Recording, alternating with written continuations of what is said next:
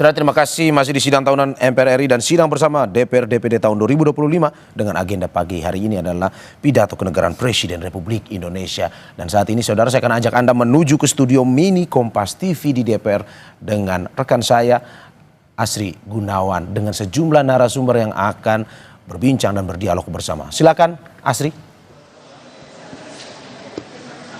Ya Mario, kurang dari 1 jam menuju pembukaan sidang tahunan MPR RI, kita sama-sama ingin mendengarkan apa kemudian yang disampaikan oleh Presiden Prabowo Subianto dalam pidato kenegaraan perdananya.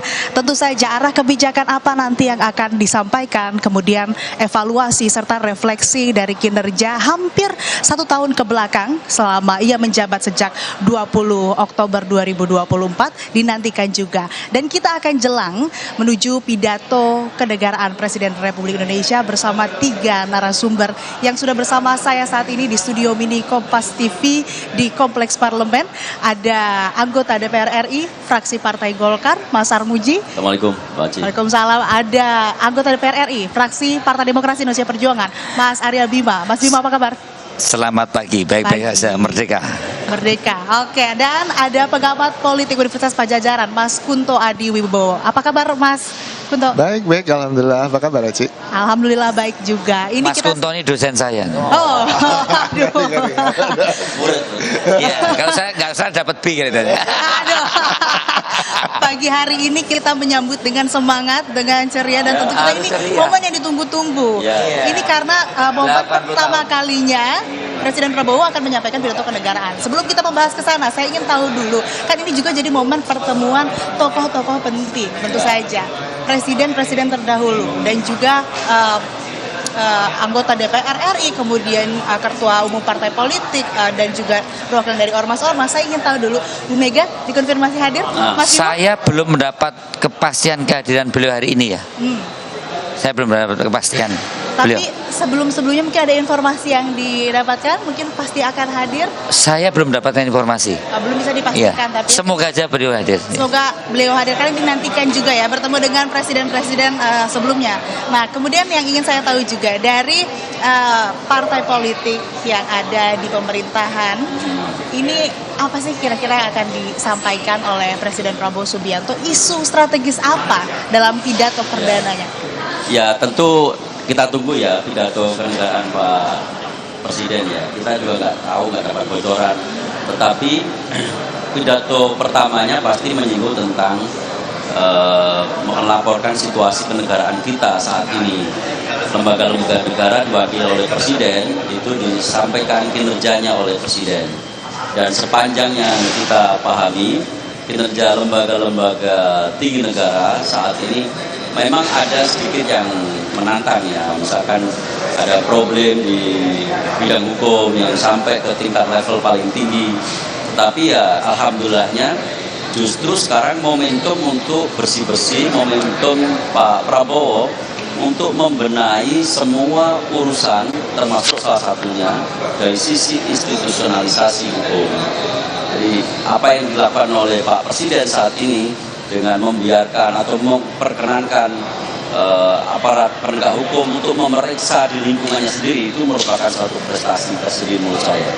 Ke depan tentu banyak tantangan. Pak Presiden pasti akan menyampaikan tentang tantangan Indonesia, terutama menyangkut tantangan global, situasi global yang tidak mudah saat ini.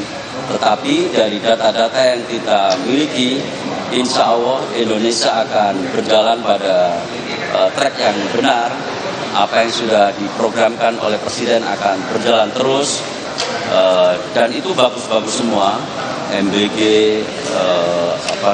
terus program-program yang lain, kedaulatan energi, kedaulatan pangan, tentu akan kita support semaksimal mungkin agar betul-betul Indonesia merdeka itu betul-betul Indonesia yang berdaulat, bersatu, adil dan makmur, sebagaimana yang dicita-citakan para pendiri bangsa ini.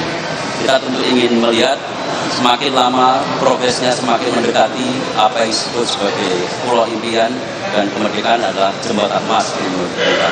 Baik, dan saat ini Wakil Presiden Republik Indonesia Gibran Rakabuming Raka juga telah tiba di Kompleks Parlemen Senayan Jakarta, saudara.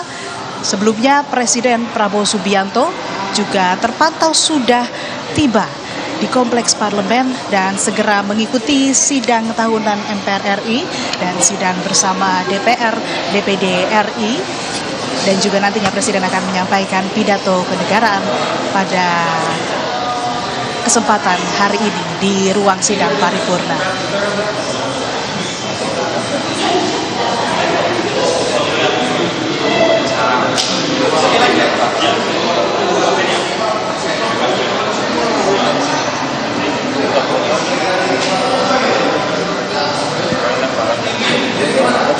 Oke, tadi kalau kata Mas Sarmuji, ini jadi momentum bersih-bersih, bebenah meskipun ini masih awal, belum genap 1 tahun berjalan.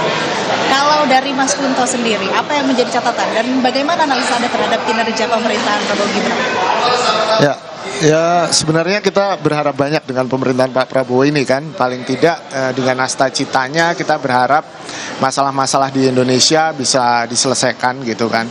Tapi kan ketika harapan itu ada juga kita harus melihat secara kritis gitu pemerintahan ini. Dalam 10 bulan paling tidak belum 1 tahun kan gitu. Pak Prabowo sudah mencatatkan banyak keberhasilan. Tadi Pak Sarmuji sudah soal hukum itu memang luar biasa. Soal ideologi Pancasila mungkin juga jadi catatan yang baik. Tapi kemudian di problem HAM itu juga ada catatan yang penting yang memang harus segera diselesaikan. Satu kasus misalnya anggota TNI yang kemarin dihukum 2,5 tahun karena membunuh pelajar di Sumatera Utara, itu yang pihak keluarga merasa itu tidak berkeadilan karena hukumannya sangat ringan, dan menurut saya ini yang penting yang harus direfleksikan terkait dengan hukum tadi gitu. Yang kedua juga soal lapangan kerja. Ini kan yang menjadi persoalan mendasar gitu kan. Bagaimana janji 19 juta lapangan kerja pada waktu kampanye ini kemudian sekarang sudah ditagih oleh masyarakat gitu. Dan kita coba lihat nanti bagaimana Pak Prabowo akan mengadres isu itu gitu kan. Itu yang salah satu yang kita tunggu. Selain tentu saja persoalan ekonomi seperti banyak pro dan kontra tentang angka pertumbuhan kita yang dianggap terlalu luar biasa gitu kan. Dan ini juga penting bagaimana Pak Prabowo kemudian nanti meyakinkan tidak hanya kepada publik tapi juga pelaku pasar di luar bahwa memang angka itu memang angka yang real dan bisa di backup dengan banyak data. Paling tidak itu Mbak yang saya harapkan dari pidato kenegaraan kali ini. Oke. Kalau dari partai politik oposisi, penyeimbang, ini apa yang menjadi ekspektasi PDIP disampaikan dalam pidato kenegaraan ini? Isu apa? Iya, 80 tahun Indonesia Merdeka bukan perjalanan yang usia muda ya, tapi juga bukan usia yang tidak terlalu tua sebagai sebuah bangsa. Kalau fase 1945 itu kan fase kita merdeka secara politik. Merdeka fase di mana kita pengen lepas dari kolonialisme. Nah, persoalan sekarang fase 80 tahun Indonesia Merdeka itu adalah tantangan tersendiri buat Pak Prabowo. Ini fase bagaimana kita membebaskan dari kemiskinan struktural, dari ketidakadilan, dari ketertinggalan. Ya, ini adalah sesuatu yang menjadi ujian Pak Prabowo, dan ini bisa kita wujudkan dengan sistem yang demokratis. Bagaimana demokrasi tidak hanya menjadi ritual-ritual per 5 tahunan, tapi bagaimana Pak Prabowo dan Mas Gibran yang sudah dipilih secara demokratis ini harus mewujudkan itu, apa yang namanya ketidakadilan, ketertinggalan, hal-hal yang menyangkut persoalan-persoalan kesejahteraan rakyat yang sederhana. Kalau nelayan ya pengen solarnya ada dengan harga terjangkau, kalau petani ya pengen pupuknya ada, dan kalau panen bisa terjadi dengan baik. Kalau teman-teman di Kalimantan, kebetulan saya di Komisi 2, jalannya yang belum diaspal dan bagaimana ketidakadilan infrastruktur ini bisa terwujud. Tapi satu hal yang kami perlu apresiasi, selain mewujudkan bagaimana ketertinggalan, ketidakadilan, dan tadi disebutkan oleh Pak Kunto juga teman-teman mengenai masalah ketidakadilan dalam kaitan korupsi. Program-program ini sebagai start yang bagus. Makan siang gizi gratis, operasi, Pasar Muji tadi menyampaikan adanya hal-hal yang terkait sekolah gratis, kemudian penyediaan rumah 3 juta rumah. Makan siang gizi gratis ada awal menyiapkan sumber daya manusia yang kompetitif untuk 100 tahun ke depan.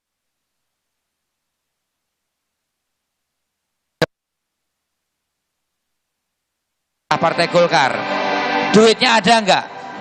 Bagaimana kita harus cari betul penerimaan negara ini dan menutup defisit anggaran.